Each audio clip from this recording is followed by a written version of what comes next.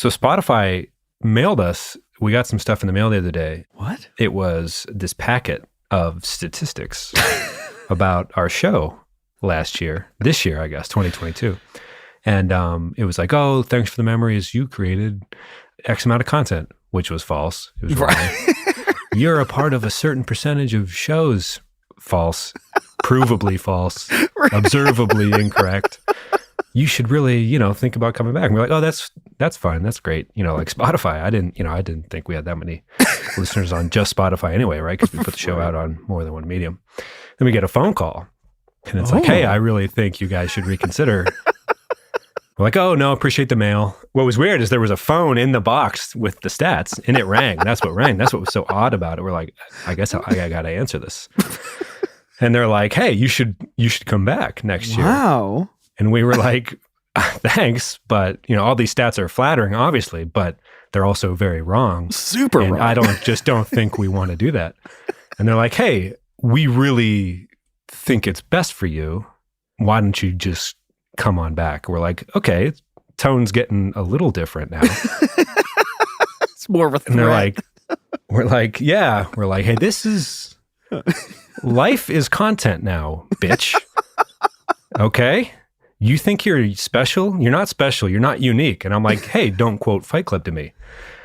I'm just trying to be anything other than what I've been trying to be lately. And they're like, hey, don't quote Gavin DeGraw to us.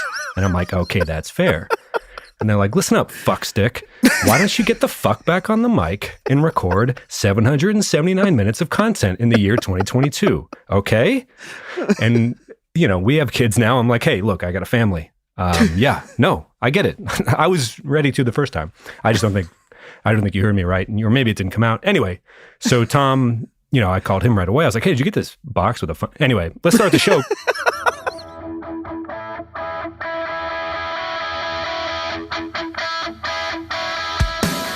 What is going on, everybody? I'm Tom. And I'm Pat. We're best friends, and you're listening to the Reminiscent Podcast. Hey, man. Hey. I don't know if we're going to include that. I don't know if it worked or not, but I was really nervous to do this. And weirdly nervous to get back into it. I know. But we have a Saturday off, and we did. And we haven't talked since March. How are you, man? I mean, we have, but not no, I'm on joking, the mic. Yeah. Well, hey, I'm still here. So just to cut to it, we owe you guys a used episode, and we also want to record another one hopefully soon. And I don't know how we're going to release them, but before Christmas probably as a gift. One because we owe you, and one because we love you and miss you. And it was nice. Tom actually had the idea to let's give it a try, and we had a Saturday free thanks to our lovely families. And it's good to be back. We are doing the use today. It's real. No pranks. We didn't want to leave you hanging on a prank, although we did for months, plural. Dude, that was so fucking funny to me because we did not intend on that being like the last episode of the show. Just to be clear, we're not back. This isn't probably never going to become a weekly thing again, but if we feel like hopping on the mic, we will. I think we explained that previously on Patreon and whatnot, which is gone now. So we're kind of, slowing it down. I'm having another kid. I might have one by the time this episode comes out, so shit's about to get nuts. So it might not be a Christmas present. Well, I don't know. Maybe the baby will come early. It shouldn't come until New Year's Eve. I got you. Okay. It would be understandable either way. But yeah, so I wanted to do all that I've got because I have never heard any of our listeners talk about this band before, The Used. I was really excited to introduce this song to our listeners because I know it's some pretty deep cut stuff that I'm just excited to introduce this song to people. You must be feeling saucy. I've never heard you riff like that. Tom's coming in extremely hot. Sorry, I talked right in the middle of you fully in it. That's my bad. Kicking off some rest. It was actually insane how we got maybe 5 DMs with the fucking Dragon Force episode. Hey guys, I think you accidentally released the wrong episode this week or something. And I was a lot of it was just MFing us up and down deservedly. So it was great. But finally we're here to, I don't know, like you said, give what we owe. What's funny is if we had continued the show, I don't know if we would have re-uploaded with the correct title eventually, but we just didn't. Right. So it's just still called So the feed will probably just have this on 2 it twice. episodes. Yeah. But yeah, Anyways, do you want a little more housekeeping, a little housekeeping at the end? You're going to be a dad times 2 soon. You want to dive in a little bit? Quick thoughts on the band overall? How do you want to, do we have any more housekeeping to get to? No housekeeping. I guess if there's anything, we could probably save it till the end. Because you and I have been working on something else other than the podcast that maybe we can talk about. But yeah, I don't know. We're already 6-some minutes in. I guess we should start. I've never listened to The Used before. I've heard it before, heard them. It was something that Adam, who was in our band, used to listen to. And it was one of those like bands, kind of like the Menzingers for me, where it's like, if I hear it out in the world, I'm always like, oh, what is this? It's really good. But I just never follow up and listen to it myself. This seems like one of those bands. This is the first time I've ever listened to this song. First time I've ever seen the video. It's just like, I don't know. I was so dependent on people to like present stuff to me and beg me multiple times to listen. No one did that with The Used for me, so I just never listened. But I like super like this song, so I'm excited we're doing it. Is this a band you listen to? Or are you? I mean, we all know the artwork, the heart on the I think I was stuff. Aware of them, but never as hardcore as a lot of the people who listen. Aware of the singles, maybe, but I don't even know. I mean, you and I had the same iTunes library, so you know exactly how much I listen to them, which was as much as you probably. Yeah, I think starting really, really, really high level, because criminally we've never talked about this band before. The Used, nice band name. It is a good band name. On board. Makes it a little difficult in the SEO era, but back, that shouldn't matter at all. And trying to look up, like, we were going to give away a used vinyl back when we were doing something, and I just kept searching eBay for that. Vinyl. And I just couldn't find what I was looking for a long time. So you need those long tail keywords. But no, pretty good. Album art for this album is a heart. Kind of, I don't know. I think the album art was more famous to me than this song or this album for a long time as a non-hardcore Used fan. Just because, like, when you Google or this and that, or even back then, you're like, oh, I know what that is. It matters to this. Kind of like for me, Homesick by A Day to Remember would have been similar, where I would have known what the artwork of the album was and that it was one of the big ones. I just had never gotten to it yet. So weirdly for me, the heart hanging was both very recognizable, but also I didn't realize very prevalent in the music video itself. Yeah, I think I would have recognized the artwork, but not known it to be The Used. It was just, I don't know. Oh, interesting. Right. Yeah, it could have been Anne Boleyn, and I would have been like, sure. For sure. You asked about MCR comparisons.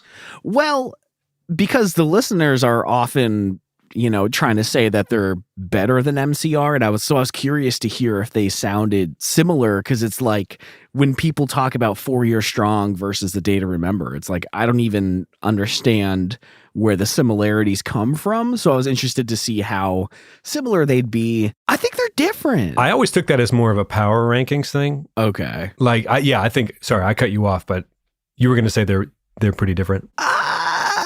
I mean, I only know one song by The Used, so. Well, I think like when people have claimed that to us, the read I got was it was more of a power rankings thing in general. Like, hey, if we're going to be going through like the heavy hitters from 98 or 02 to like 2013, 2014, The Used would be ahead of MCR on my personal power rankings list.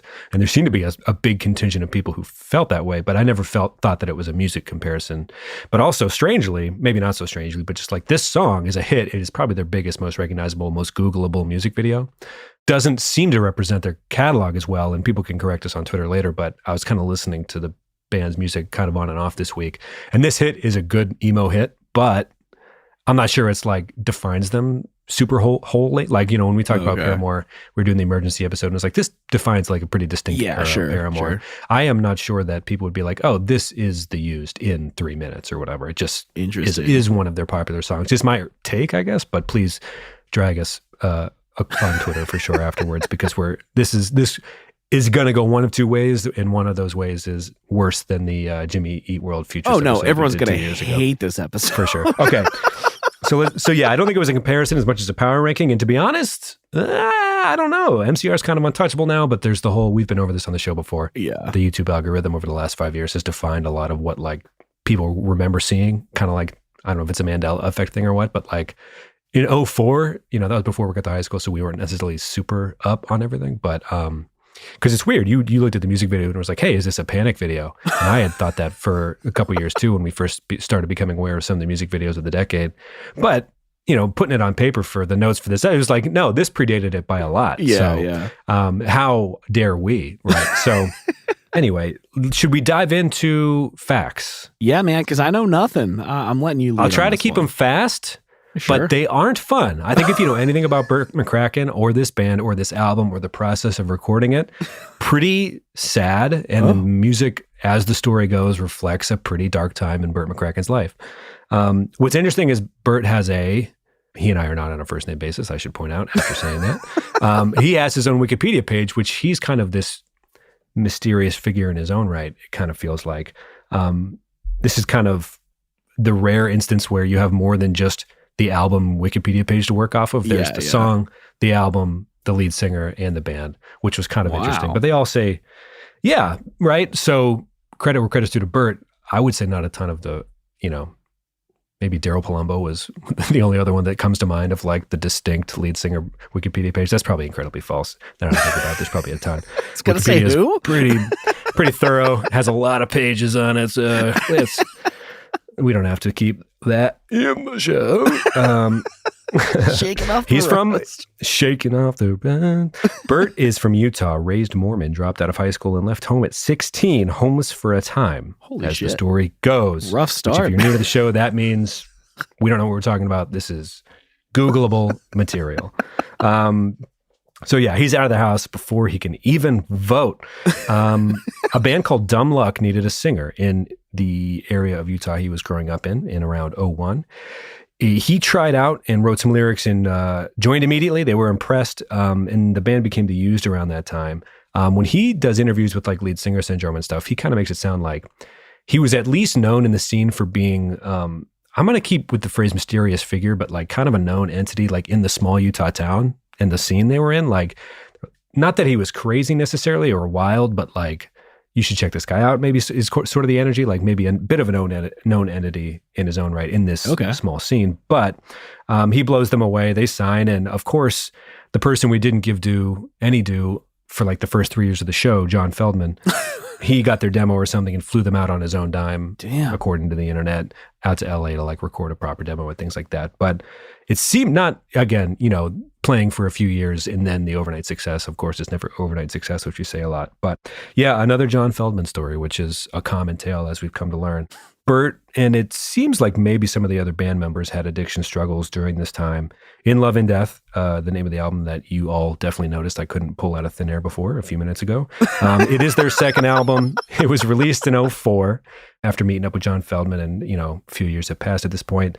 Sold 90,000 copies in the first week, charting at number 6 on the Billboard 200, which, if you don't follow the show very closely, is high. Also, if you don't follow the show closely, you might know that's high because 6 is a low number out of 200.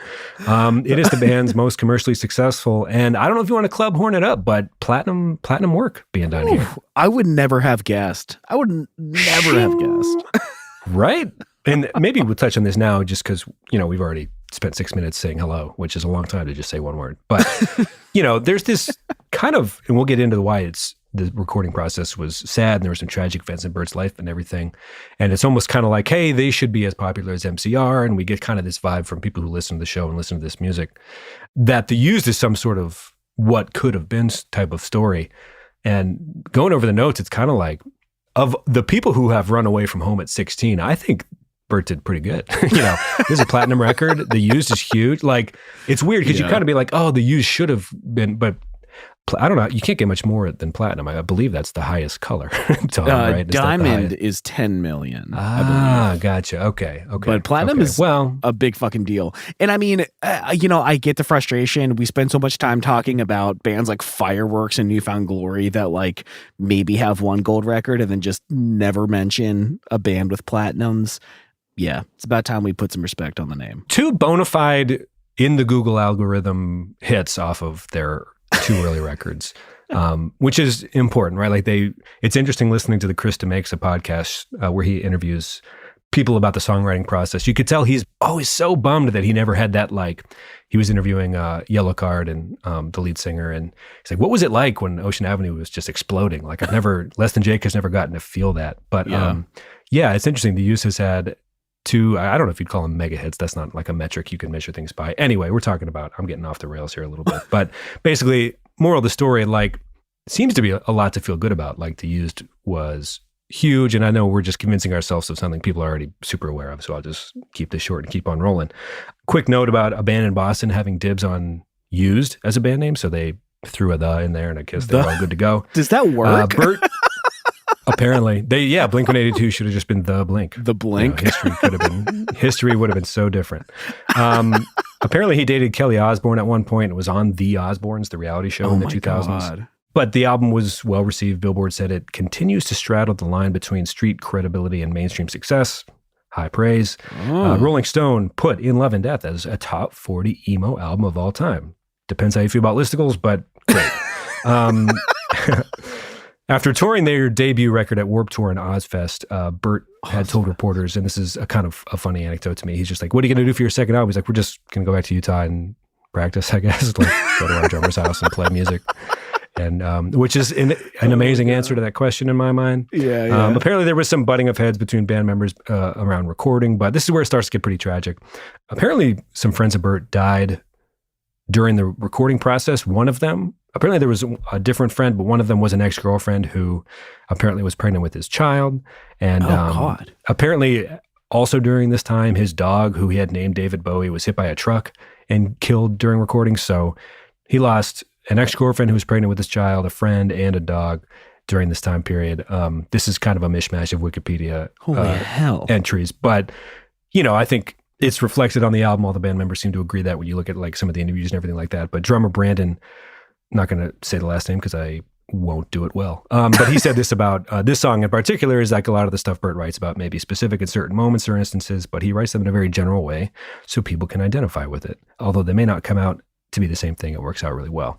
Which, definitely an approachable song. Like, when you listen to it totally blind as a non-Used fan, yeah, I don't know. What thoughts, feelings, hopes, dreams, Tom?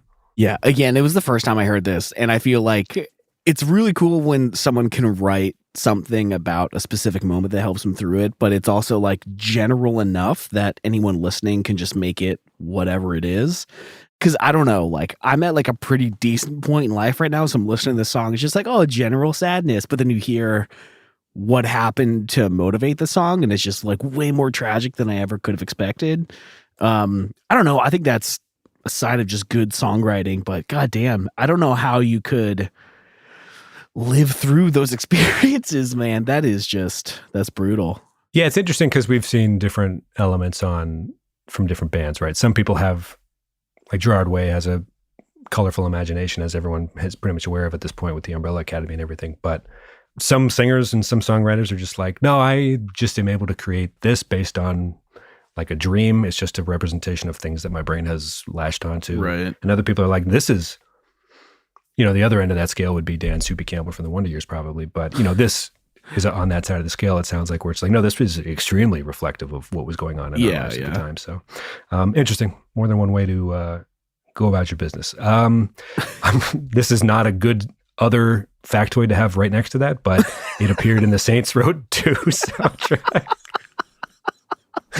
I didn't order these well. Welcome back, everybody. This is what you wanted. Okay. That is an action-adventure video game developed by Volition that I have never played. Okay. Usually we talk about the tours that were happening around this time. Apparently there was one huge one that would have been very interesting, but it got canceled. But there was a proposed UK tour with Head Automatica in February 2004 that was ultimately canceled due to, I believe it would have been Daryl Palumbo, who had a flare-up of Crohn's disease at the time. So the tour got canceled, but that would have been a very interesting, a lot of happy folks in the UK for sure, if that had gone down. Jesus. Anyway, that wasn't necessarily fast, and it was definitely not fun, but those are facts being read aloud on the show. And this is where we can take a breather and either dive right into the music video or just talk about our feelings. What do you think, Tom? Where are you at? How you doing? How you holding up? Man, I really fucking enjoyed this song. I feel like, we'll get into the lyrics a little bit, but like this was such a missed opportunity on the aim away message. I'll be just fine pretending I'm not. God damn. Like, you hope the girl that you're pining over but doesn't acknowledge you sees that on your away message. It's just perfect. I don't know. This is such a good emo track. And honestly, I'm mostly just mad at myself for not having it when I was 16 or 15. Why did no one tell me about this song? Right. Damn you, everyone else. Everyone. But me. What a burden it is. Yeah, we could do the music video. It's a weird one. There's like kind of a lot going on. Yeah. Directed by Mark Webb. Mark Webb. One of the 3 directors that exist in our minds. There's only 3. So Mark Webb has some crazy credits. We've talked about a lot of his videos already. He's done Yellow Card, Green Day, Hoobastank. He apparently directed an episode of The Office. He's like one of the biggest people during this era. Is he the one that went on to do one of the Spider-Mans? He did Spider-Man. Okay. I was hoping it wasn't just because of what his last name is that it stuck in my brain that way, but... Oh, I wouldn't have... Not funny. Very clever. Not funny. Don't entertain that. You just keep rolling. Sorry, everybody. He did 500 Days of Summer, but like he did Ocean Avenue, which was a big one. And he did the MCR, I'm Not Okay, Helena. So he definitely has like a darker style. And it seemed like people who wanted that kind of shit were drawn to him. And a lot of people, emo, early 2000s wanted that. So he's everywhere. When I Googled anything about this video, the first thing that I got said Mary J. Blige was unavailable for the music video version. I was like, what the fuck? Why would Mary J. Blige be in a song like this? Super the wrong video that I Googled. It was the wrong Wikipedia article that came up. I was looking at All That I've Got Is You by Ghostface Killah, and this is not Ghostface Killah. It's a common mistake. Common mistake. Although it wouldn't have been the weirdest cameo. If you go too deep into the Hoobaverse, you start to get some interesting side characters going on in those videos. But love it. Yeah. I don't know if it would have been better or worse with Mary J. Blige. Probably better. But she is not in it. But it starts with a kid in a bookstore, right? Messy bookstore, used bookstore. We find out they're pretty aware of what would haunt me on eBay years later, but it's just called the used bookstore. But they make a point to show that, of course. Yes, the kid is roaming. And it starts with 30 seconds of silence, which, I hate that. I forget if you're a fan. Video. Oh, you hate it. Okay. I was going to say, you hate the sketches at the beginning. Well, so I Not realized... sketches, but when anything but the music, you want to trim the fat is where you stand on that. Like hard stuff. Well, like, Best of Me, it still drives me insane that they cut the intro in half, but then they added a skit in the middle of it. But I really do think that, so we're getting all of our... So you're more against interrupting the song. But I'd rather have it at the beginning than in the middle. Like Taylor Swift is really guilty of just like putting a 3-minute thing in the middle of her song. Like, what was it? Bejeweled. Just a weird skit in the middle that went on for far too long with Mike Birbiglia. But I'm realizing, since it's the end of the year and everyone's giving like the replays and like, you listen to this much music, this and that. Basically, I listen to a lot of music on YouTube, which usually is the music videos. And when I'm just vibing and there's like 30 seconds of silence, I'm going to start getting a little frustrated. But that's just my own fault for consuming music in a way that you're not supposed to. So shame on me. I'm the problem. It's me. Right. I have not listened to that record very much, but I understand the reference, and it's not was very a pleasant good. One. Oh, well, yeah. I mean, all good things must come to an end, I guess. You can't be on a heater for that long, whether you're a basketball player or an actor, or even Ben Affleck chose to be Batman. Everyone swings a little too hard after a hot streak. So, okay. So the kid is climbing a pile of books. And he begins to read one of the books. And the album cover heart is on the book, which is like, this must be a use me. I think we're like, yeah, I'm in the right place. I'm so fucking sorry, man. Okay. The viewer is led to believe it's going to be like some animated video for a second. There's a little cartoon old guy welcoming the kid into the book, kind of like a series of unfortunate events. Little intro here where we're being welcomed into the cartoon world. Howie Mandel and Bobby's World type of thing. We're transitioning from the real world to cartoons, but definitely creepier with vines and branches and that sort of thing. Okay. Yeah, you had a note here about like immediate Panic at the Disco vibes, but if we were truly educated gentlemen, we would have known that it was Panic at the Disco copying the used vibes pretty hard. And by that, we mean what? just the visuals, the super long eyelashes, the painted hearts on the cheeks, the kind of haunted Alice in Wonderland thing. But it's fitting because when we interviewed Shane Drake a few years ago, he said that he and Alan Ferguson really looked up to Mark Webb. So Shane Drake was the director of the first few Panic at the Disco music videos. And if he's looking up to Mark Webb, maybe it would make sense that Panic would kind of copy a lot of the visuals here. I don't know. Sure. It also reminded me of AFI as well, which was also directed by Mark Webb. Yeah. Do you mind looking up real quick or I can do it, the AFI music video that Mark Webb directed that we covered for, I believe, Miss Murder, would that have been pre-04? Oh, God. I would be so happy to never talk about AFI again. Sorry, everyone. That was 2006. Oh, interesting. Okay. Because I thought he's putting bunnies and stuff. I don't know if Mark Webb has a thing with bunnies, but okay, so maybe that was a reflection of this. Bunnies. You wondered if it was this. AFI is the bunny. Mark Webb is the sheep. Right. I thought you said Mark Webb did that AFI video. He did, but the bunnies were there's bunnies AFI's on like a book thing. in there. No, I know. I'm saying there's a rabbit in a costume later in this music video that walks by. And I'm like, okay, I don't really understand it, but I'll roll with it. I just wondered if it's this little like Easter egg. Like I'm always going to put a bunny in this when it definitely doesn't make sense a lot of the time. But here it's kind of a kooky Mark circus Webb's thing. calling card is the sheep. Which walk me through it, because I keep seeing bunnies. No sheeps are in my mind when I think about Mark Webb. But educate me, because obviously I'm missing something. I have no idea what that weird rabbit costume was, because it never comes back. No, not even for a second. But Mark Webb's calling card is a sheep. Gotcha. Okay, so the rabbits are just a distraction from the sheep, which I should have seen coming. I don't know. The Spotify guys are in my head. Okay. The kid is in a tux and a hat. He's looking dapper, real snappy dresser. Huge house. He meets a weird beard guy, and by weird I mean there's like 6 prongs, fun beard, circus energy, like you said, big fish, Tim Burton type of thing. The drums are standing themselves up. We're having fun, right? Carnival, sure. Self-playing pianos, that sort of thing. Doors are opening and closing. Basically, the house is alive. The kid looks up and asks, how does the story end? And there's a guy in makeup who looks at him and says, only he knows. And the kid asks, where do I find him?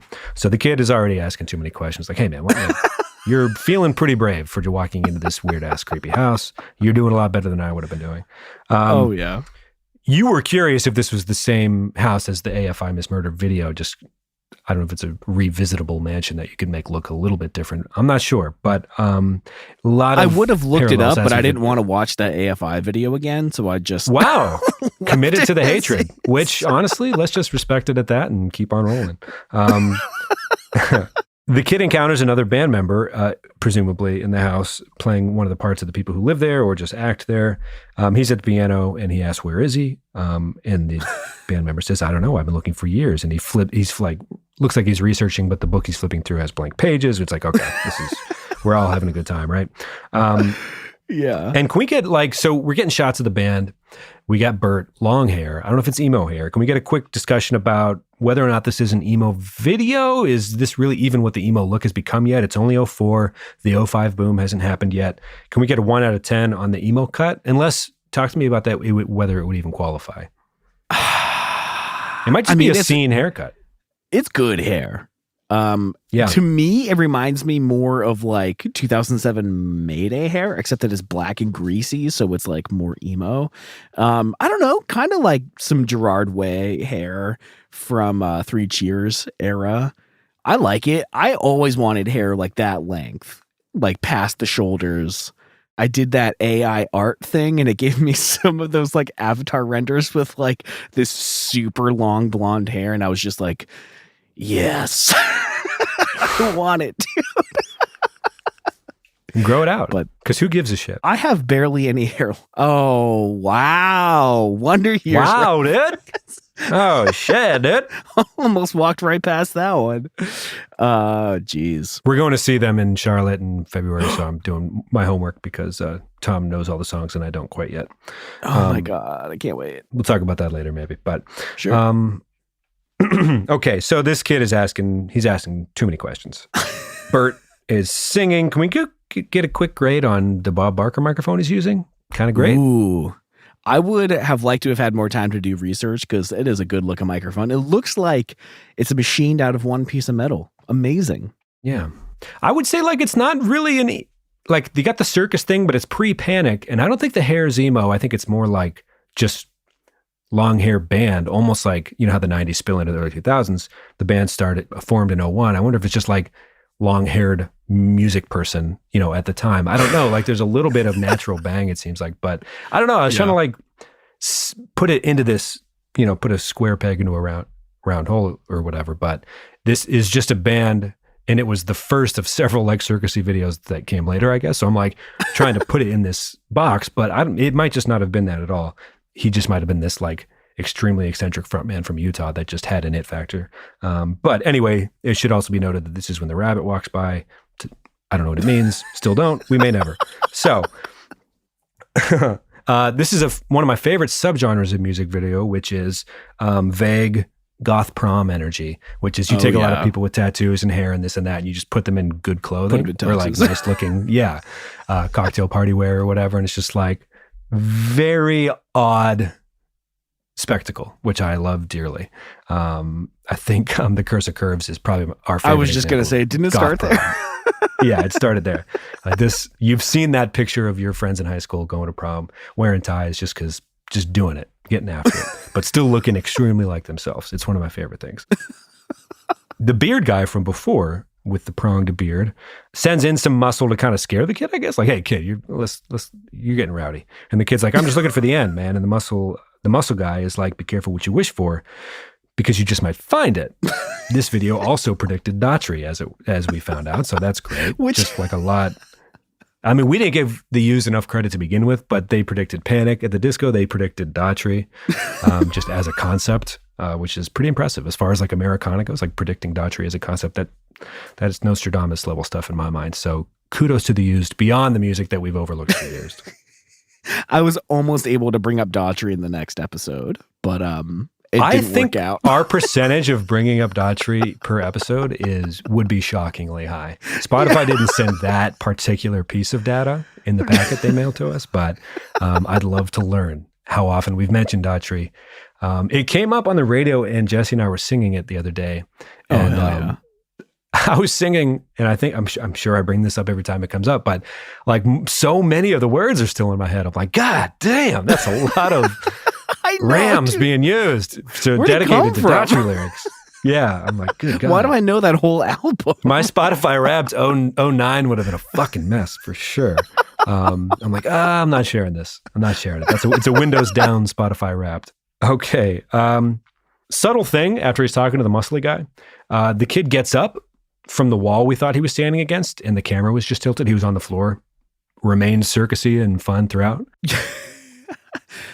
That kind of had me like wondering. So yeah, they do the shot where it looks like he's pinned to the wall, but it's just the camera is tilted 90 degrees. So he's actually laying on the floor.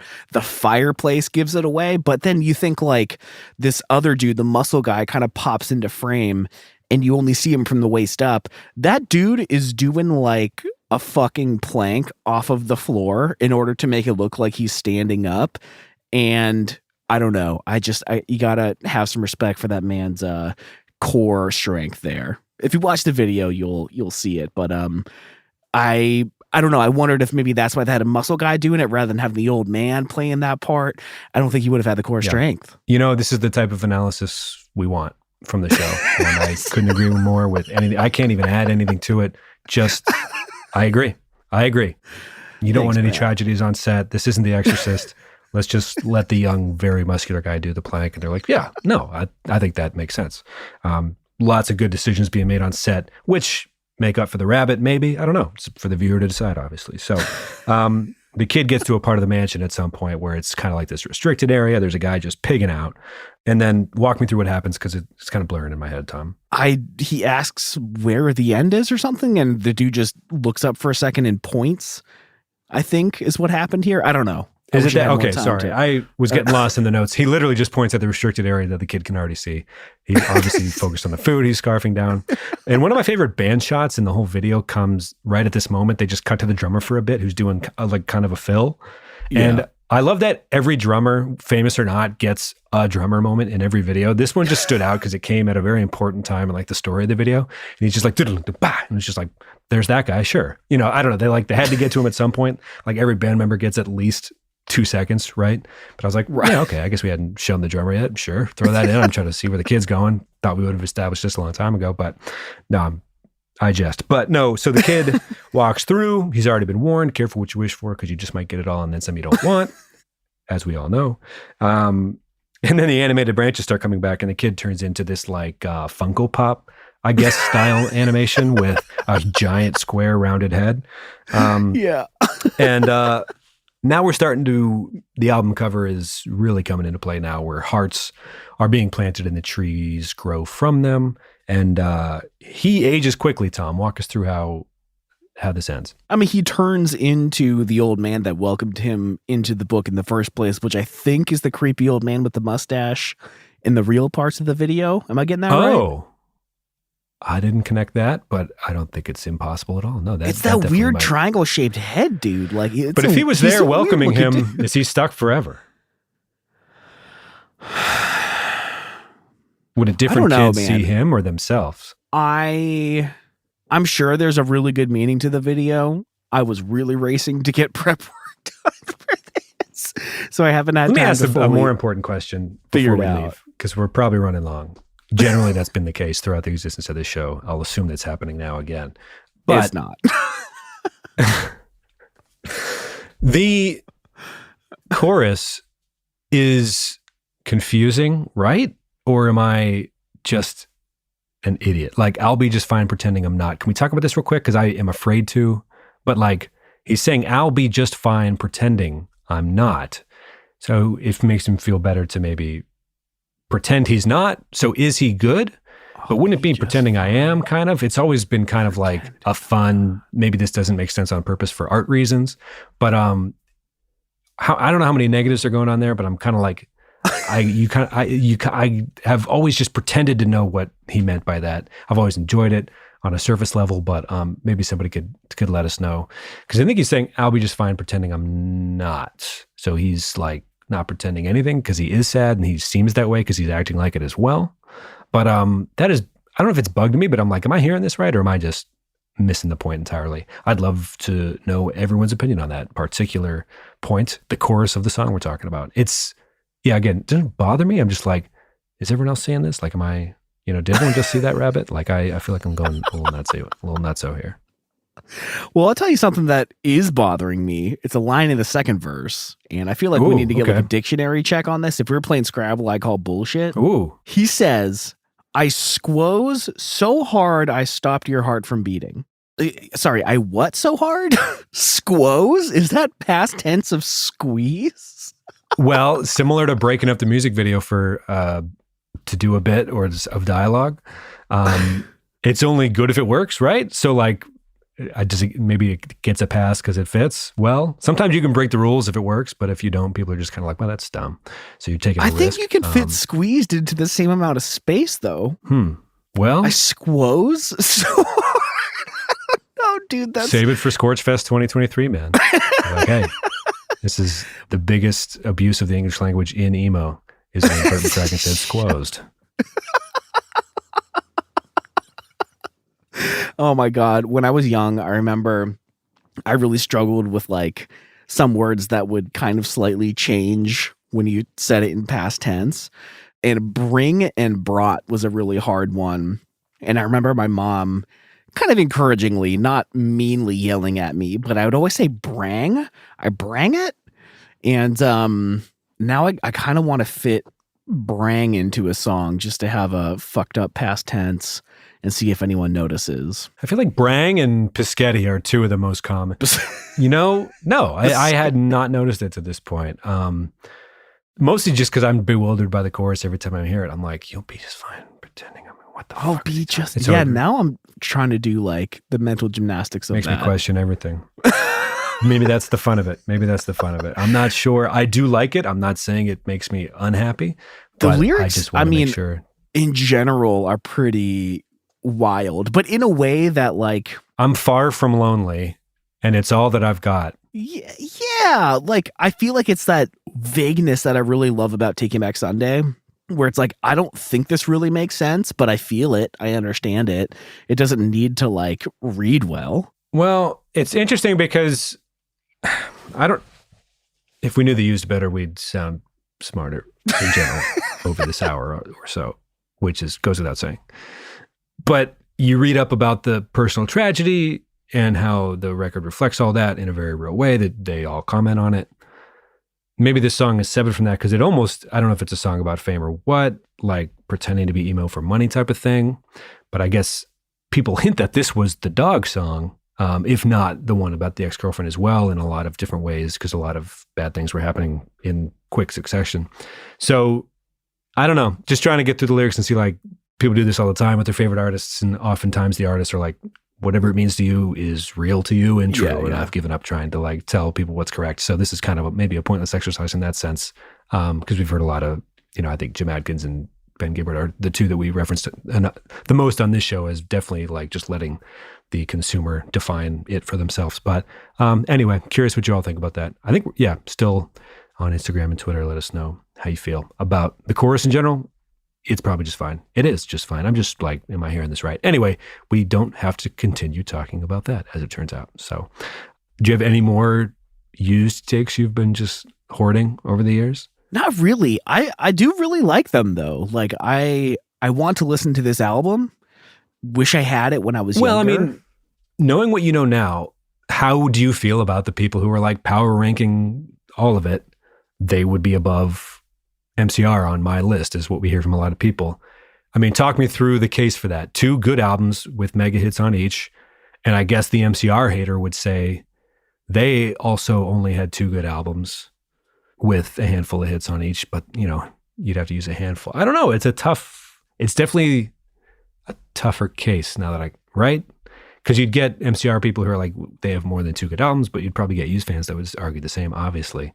But commercial success, you'd think it would go to MCR, which is the better music video band for sure. Not that should define success in any way, but I think people enjoy the theater kidness of MCR maybe a little bit. It didn't seem like this song or the way they were made to look in the video felt like home for the used. Just as a non-used person, just from afar, it was like, this doesn't seem to be their wheelhouse. It just is one. Because I feel like every band has a music video or two that's just like, people have not managed to figure us out. We see it with Mayday Parade probably most notably, where it's like, in any given video, they are just typecast in a completely different portion of society, right? Like, I don't know, put them in tuxes this time. Hoods, zip up hoodies with the hoods up. They're robbing a place. I don't fucking know who these kids are. All I know is they're extremely enthusiastic. But yeah, anyway, reel me back in, Todd. Where are we going with that? Oh, yeah. I mean, like, I don't know if it's a what could have been story necessarily. I think maximizing the whole running away from home at 16 thing, extremely impressive. Platinum record, great career, great discography. Fans who argue you're way better than people who are probably better than you objectively, like provably. But at least commercially, whatever, which shouldn't matter. But you know what I mean? Like, diehard fans, yeah, the used. They went and did the thing. I think the main takeaway for us, it sounds like, is just upset we didn't happen to listen to them more. Yeah, man. The people are right.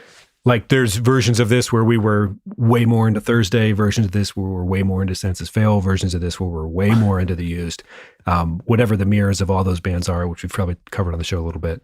We just happen to be the fans of like the other band that sound just like them, that the other label happened to find. And that burn CD happened to get into our CD case or whatever. So I think we all lived the same life, just like, oh, you took the Thursday path, you took the Census Fail path, whatever, sure, fine. We all ended up in the same place, which is wishing we had not bought tickets to that first day of the Wish We Were Young Fest, because it seemed like it was a bit of a train wreck.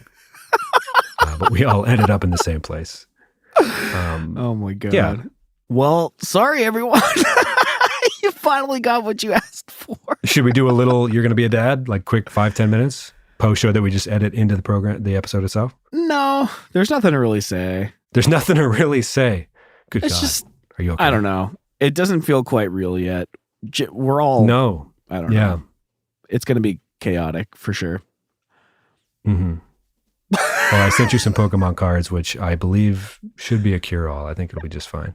Dude, that was the most thoughtful thing I've ever received from anyone. And I'm going to keep that one for myself for sure. But thank you. Yes. But we are going to see the Wonder Years in Charlotte. Said yes. Like, yes, it was. Like, my mouth just made a sound. And I was like, wait, you're being recorded. Let's take a step back. You're like, that's a thoughtful thing. Yes. That's the correct response to the thoughtful thing I did. Sorry, everybody. That was not what my brain should have told my mouth to say. But hey, should we invite people to Charlotte for the Wonder Years? Yeah. So we had this Saturday where our families were able to give us some breathing room to have an afternoon doing what we used to do, just to have some fun for old time's sake and get you guys some episodes to listen to around Christmas time, which was always a fun time to be doing the show because it meant Scorch Fest was around the corner and that sort of thing. But yeah, we're also going to see the Wonder Years and Hot Mulligan, and who's the I forget. opener? Yeah, I forget too. I know they have a song that's a Drake and Josh piece of dialogue called God. Calling me a liar. I ain't calling you a truther. Anyway, it's that band. I just can't remember the name at the moment. Which I don't know if it's a good song, but it's a great song title. Maybe the best song title. But yeah, that'll be good. So I'm trying to study up on Hot Mulligan and Wonder Years, which is a distinct vibe to just dive into every day. Oh, yeah. But I'm like, it finally gave me an excuse to listen to The Hum Goes On Forever, which I can't use for Song of the Week because it's been out for months. And I can't use Turnstile anymore because it's not even 2021 anymore. But Mystery by Turnstile has been my Song of the Week since we stopped doing the show. I was like, hey, man, why don't you put down the Turnstile record, bud? Like, listen to anything else just for a week, just to get ready. But yeah, I would say Low Tide is my current favorite off the... Ooh. I don't know. It made me sad that my other favorite bands aren't still taking big swings like that. Because just the chorus of that, like, I'm cutting off my hair because who gives a shit, feels like there's a special, like, they really went for it with this album and they're still going for it. I know they're a younger band than like Motion City, for example, but I'm like, man, I wish Motion City would take a swing. Paramore just took a swing. They just, In the News just came out, or I don't know when this will drop, but at the time of recording, This Is Why has been out for a few weeks at this point. Yeah. How do you feel about that song? The In the News one? This Is Why. I think I like it, but I'm glad I don't know, like everyone who grew up in the 70s, all the boomers are like, man, the Beatles had so many different eras, man, and that sort of shit. I know you hate them. I like them, but we started the show with about a subgenre where that doesn't happen a ton. I think Buddy from Census Failed tweeted right before the When We Were Young Fest. He was like, honest question, do you guys want us to just play the hits or do you want new music? Like, I don't really know what you want anymore based on what these festivals kind of represent. And everyone was like, is your story over? He's like, I don't think so. And they were like, then keep writing. Yeah. Which is a very beautiful sentiment. Usually the internet is like a way dumber place than that. I thought that was a very nice interaction. But yeah, that's great. But yeah, Paramore's been doing the whole like different eras, it's been a different band through the years, which is rare for this subgenre, right? I think All Time Low's on the radio. I think Paramore and All Time Low, we kind of identified as we've been doing the show, are kind of like the 2000s version of what the Weezer and Foo Fighters are from the 90s, just bands that kept going. And for better or worse, they're just still very around. I think for better. Sure. No. Yeah, why not? My dad saw All Time Low like over the summer at a music festival. He's like, yeah, he enjoyed them immensely. He was really high on All Time Low. God. Yeah, there was some music festival in the Cleveland area, and he was just raving. He was like, they were fun. I liked them. I was like, fucking all right. Cool. You went to more shows than me this summer, which made me feel worse after my initial amusement. But yeah. Should we do Songs of the Week? Yeah. Oh, yeah. We're going to the Wonder Years in Charlotte. You should come if you can. Why not? We'll be there, is what I think you meant us to say after all that. Yeah, we're staying downtown that night, so we can, I don't know. There's nothing official. We just will be there. Sure. Get some pizza afterwards. I don't know. I don't fucking know. Song of the Week. So I have been enjoying Lolo a lot, and she posted something about her friend who's an artist who goes by JESSIA or something. And it's kind of like that, like pop that has, programmed electric guitars. I don't know what you'd want to call it, but the song One of the Guys is extremely catchy. I've been jamming that a lot. I've been listening to, I was looking at the Ringer's Best of 2022 list, which is, we don't have like our high school friends shoving CDs in our face anymore, unfortunately. So you got to read listicles, which is, I've used the word more than I was hoping to today, I guess, in this episode. But yeah, came across the Beths, Expert in a Dying Field, off of Expert in a Dying Field. It's fucking good. I had sent you a song by Diet Sig a few months ago. I wouldn't say it's quite like that, but I don't know. You made a reference to like, that's definitely a Pat song. I guess I was listening to Turnstile for like a full year and a half, or however many months we weren't doing the show. And that's just where my head was. And the Beths is like, we're turning it down for the holidays. We're just like, it's been a year. You don't have to. But I'm kind of fascinated by Turnstile. We stopped doing the show right when I like heard them for the first time. Doesn't matter. But my song of the week is Expert in a Dying Field. It's an interesting song. It took me a while to get what the lyrics even meant. It's a song about a breakup. And it's like, I don't know. You become an expert in a dying field. And it's a sad take on, I thought it, obviously I assumed the song wasn't about academia, but it's just a good breakup song from a new little angle. I like it a lot. It's smooth. It's good. I'm a fan of the Beths. Nice. I'll check it out. Do you think I'll like it or no? That's a good feeling. Okay. What's that? Do you think I feel like I wouldn't like a band called the Beths? Yeah, I mean, check it out. When we do the 07 draft, whenever we get around to it, if we do it, not even trying to be like, whether that's a weird teaser or not, but I think we're going to try. And 07 was when I started working at 90.5 and the indie alt stuff it wasn't just like, what do you call that? On like internet terms, we were on a closed or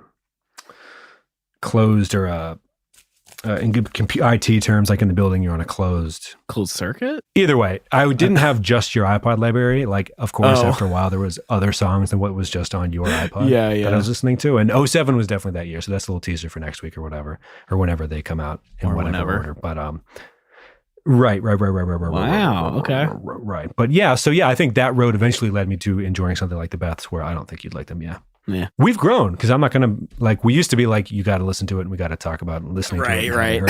But now we just know calmly that neither of us will listen to it. And that's all right.